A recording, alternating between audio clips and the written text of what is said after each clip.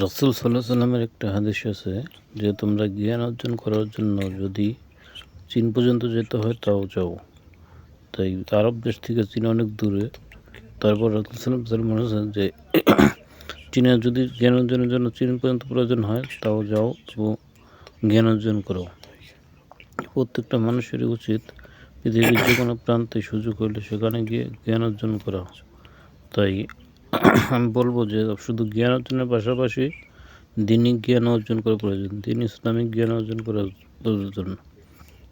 তাই মুসলমান ছাত্রছাত্রীদের যেমন মিশরের আল আজহার ইউনিভার্সিটি, তারপরে মদিনা ইউনিভার্সিটি, তারপরে তুরস্কের যেসব ইউনিভার্সিটি আছে এইসব ইসলামিক বিখ্যাত ইসলামিক ইউনিভার্সিটিগুলো পড়াশোনা করার জন্য সুযোগ খোঁজার জন্য।